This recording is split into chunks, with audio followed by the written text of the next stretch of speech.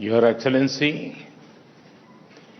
और मेरी छोटी बहन प्रधानमंत्री ताकाईची जी, दोनों देशों के डेलीगेट्स, मीडिया के साथियों, नमस्कार, konnichiwa. India Japan annual summit के लिए प्रधानमंत्री ताकाईची का भारत में अपनी पहली यात्रा पर स्वागत करते हुए मुझे बहुत खुशी हो रही है। वे जापान की पहली महिला प्रधानमंत्री भी है और एक दूरदर्शी और लोकप्रिय नेता भी है।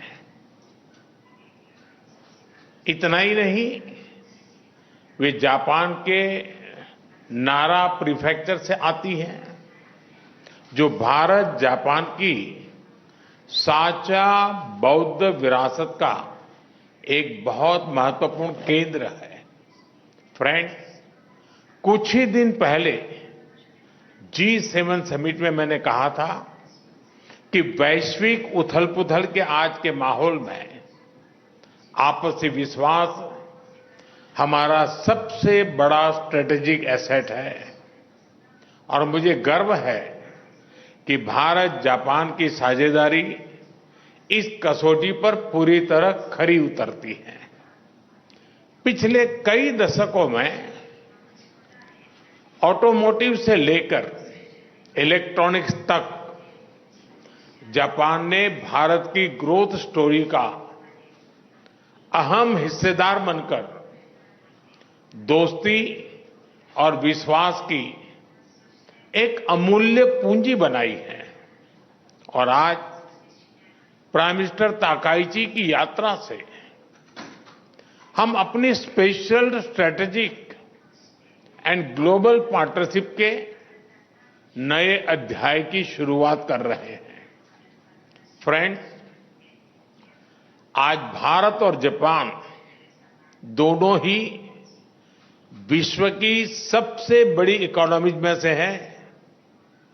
एक फ्री, प्रॉस्परस और रूल्स बेस्ड इंडो पैसिफिक हमारी साझा प्राथमिकता है। क्षेत्र की सबसे बड़ी डेमोक्रेटिक और मार्केट इकोनॉमीज के रूप में आज हमने कई महत्वपूर्ण पहल की हैं। इनसे हम मिलकर पूरे क्षेत्र में शांति, स्थिरता और प्रगति का मार्ग प्रशस्त करेंगे।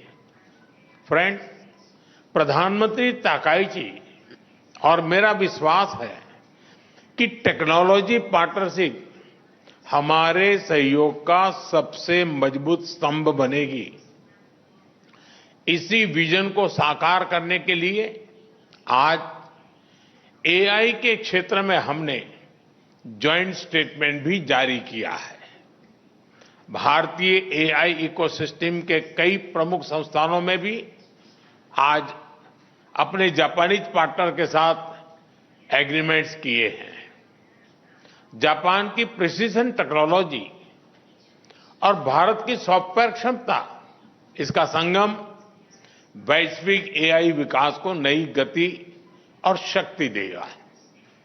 डिफेंस के क्षेत्र में आज हमने भारत और जापान के पहले को डेवलपमेंट प्रोजेक्ट पर एग्रीमेंट किया है।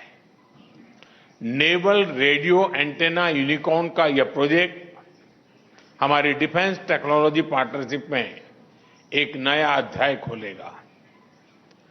अब हम ऐसी डिफेंस टेक्नोलॉजीज को साथ मिलकर विकसित करेंगे जो रीजनल पीस, मैरीटाइम सिक्योरिटी और रूल बेस्ड ऑर्डर को मजबूत करेगी।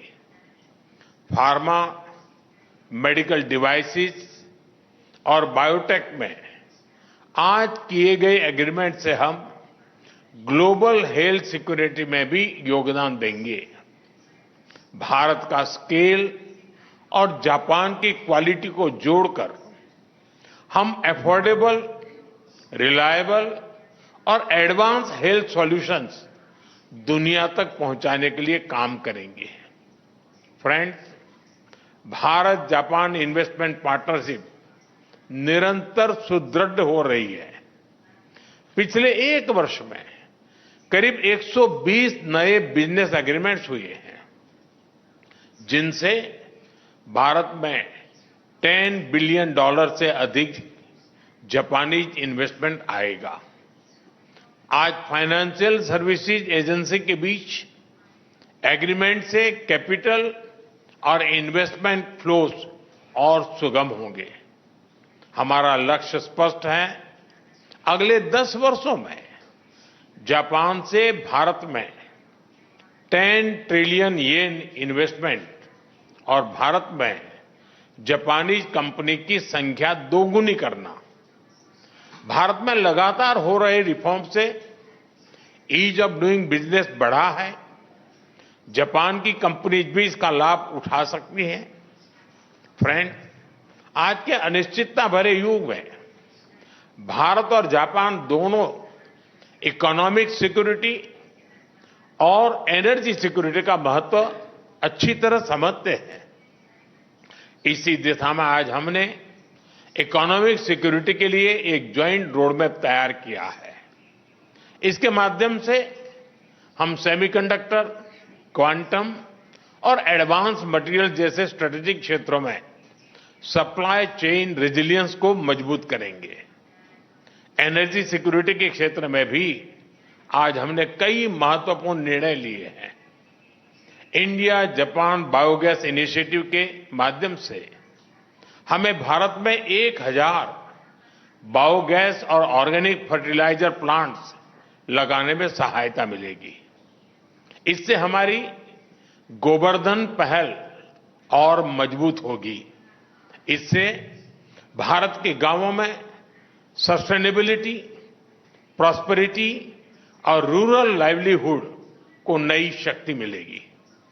ऑयल शॉक जैसी परिस्थितियों से निपटने के लिए आज हमने एनर्जी रेजिलियंस पर भी एक महत्वपूर्ण पहल की है। साथ ही बैटरी, ग्रीन हाइड्रोजन और न्यूक्लियर एनर्जी में हमारा सहयोग विश्व के क्लीन एनर्जी फ्यूचर में महत्वपूर्ण योगदान देगा। भारत और जापान मिलकर इकोनॉमिक सिक्योरिटी को शेयर्ड सिक्योरिटी और एनर्जी ट्रांजिशन को शेयर्ड अपॉर्चुनिटी के रूप में हम लेते हैं और उसको आगे बढ़ाने की दिशा में हम काम करेंगे और उसको बदलेंगे। फ्रेंड्स, आज हमने Bharat Japan next generation mobility partnership framework भी तैयार किया है। इससे अब हम ऑटोमोटिव सेक्टर में हमारी सक्सेस स्टोरी को शिप बिल्डिंग, एविएशन और लॉजिस्टिक जैसे क्षेत्रों में भी दोहराएंगे। फ्रेंड्स, हमारे संबंधों की बड़ी ताकत हमारी पीपल टू पीपल टाइज है। हम टैलेंट मोबिलिटी, स्किलिंग और टेक्निकल इंटर्नशिप प्रोग्राम इसके अवसर भी बढ़ा रहे हैं और दोनों देशों के बीच रिसर्च, एजुकेशन और स्टार्टअप सहयोग भी सुदृढ़ कर रहे हैं। हमें बहुत खुशी है कि अगले वर्ष हम भारत जापान डिप्लोमेटिक रिलेशंस की 75th एनिवर्सरी मनाने जा रहे हैं। इस महत्वपूर्ण अवसर पर हम कल्चर, टूरिज्म और क्रिएटिव इकोनॉमी सहयोग से आपसी कनेक्ट और प्रगाढ़ करेंगे। योर एक्सेलेंसी, भारत और जापान की इकोनॉमी कॉम्प्लीमेंट्री है। सांस्कृतिक मूल्यों से लेकर आधुनिक टेक्नोलॉजी तक हमारी सोच और अप्रोच भी समानता है और सबसे बढ़कर हमारे संबंधों की नींव अटूट आपसी विश्वास पर टिकी है। मुझे पूरा विश्वास है कि हमारी यह विशेष साझेदारी सशक्त और समृद्ध जापान के आपके विजन, विकसित भारत के हमारे संकल्प और विश्व की प्रगति को नई ऊंचाइयों तक ले जाएगी। एक सशक्त और समृद्ध जापान का आपका विजन, विकसित भारत का हमारा संकल्प और पूरे विश्व की प्रगति को मिलकर साकार करें। मैं फिर से एक बार आपका हृदय से बहुत बहुत स्वागत करता हूं। आपका बहुत बहुत धन्यवाद। अरिगतो गोजाइमास।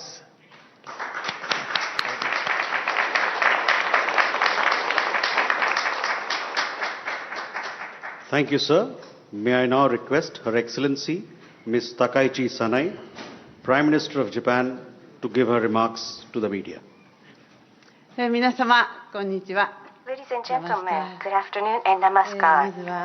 First and foremost, I would like to extend my heartfelt gratitude to Prime Minister Modi and the people of India for your warm hospitality on the occasion of my visit to your country. You called me a beautiful younger sister, Prime Minister Modi. But at the small meeting before the big meeting, we confirmed that we are on the same page and develop this relationship as brother and sister. Japan and India must leverage our respective strengths to become stronger and more prosperous together. In the midst of international affairs in disarray, the establishment of such intercomplementary cooperative relationship has become ever more important. From such perspective, as Prime Minister Modi and I engaged in discussions over diverse issues, we again were reminded of the many goals we share. And we confirmed to place the following 3 points at the center of our cooperation. First, to deepen the strategic cooperation between Japan and India. Our two countries share the vision on the profile of international order we should establish under the current international situation. I recently announced the updated FOIP, Free and Open Indo-Pacific, which focuses on self-reliance and resilience to realize FOIP. On the other hand, Prime Minister Modi positions the ocean as a shared space that supports regional stability and growth and is promoting the Mahasagar, the Great Ocean Initiative, for countries across the Indian Ocean to defend their sovereignty and the sea through their own efforts, which is perfectly aligned with FOIP. Thus, we agreed to deepen the strategic cooperation between Japan and India to achieve such common goals. Expansion of maritime security cooperation is especially important for regional peace and stability. Taking the opportunity of our visit, a destroyer of Japan's Maritime Self-Defense Force and an India Navy vessel are planning to engage in joint exercise. We will enhance exercises in the Indian Ocean, promote naval maintenance, repair, and overhaul cooperation, and strengthen equipment cooperation under the Make in India framework. In order to deepen such cooperation, I have instructed the relevant departments to hold discussions and to organize the next Japan-India 2+2 before the end of the year. Second, promotion of Japan-India cooperation in the area of economic security and energy security. As both countries face challenges such as economic weaponization and non-market practices, we need to urgently build resilience in our critical minerals supply chains. Further, in the area of energy security impacted by the Middle East situation, both Japan and India bear the responsibility to provide for region-wide energy security, as I presented in Power Asia. That is why we have released a document for public and private sectors, a joint statement to engage in concrete action for economic security cooperation. Under the Power Asia initiative, we will launch a bilateral dialogue to strengthen India's petroleum stockpiling system. Japan also supports India's membership of the IEA. In the area of energy transition, India has set a goal of leveraging cooperatives to secure energy from cow feces to build 1,000 biogas plants. In order to contribute to its achievement, we are launching the Japan-India Cooperative Biogas for Growth, or CBG initiative. That was introduced by Prime Minister Modi. The third is co-creation of economic growth of both India and Japan through investment and innovation collaboration. This is economic growth. I am committed to realizing a strong economy and aiming to enhance Japan's supply capability and technological capabilities through investment in 17 strategic areas. Prime Minister Modi launched Viksit Bharat, a national goal to become a developed nation by 2047, and is strongly driving India's growth. In this way, we share the goal of making our country strong and prosperous through investments in the future. Strongly supporting our two countries to achieve such common goals are the business community representatives who are participating in the delegation from Japan. During this visit, around 120 cooperation documents between Indian and Japanese companies, including 2 trillion yen scale investment, were announced. It is a desire to forge a path toward future in India and Japan through unified efforts of public and private sectors. Next year marks the 75th anniversary of diplomatic relations, and I would like to seize this opportunity to further bring in closer together the people of our two countries. Under the India-Japan Special Strategic Global Partnership, as trusted partners that share strategic direction, together with my bigger brother, Prime Minister Modi, I will lead the India-Japan relations going forward to a new phase. I look forward to welcoming Prime Minister Modi in Japan next time. Thank you very much.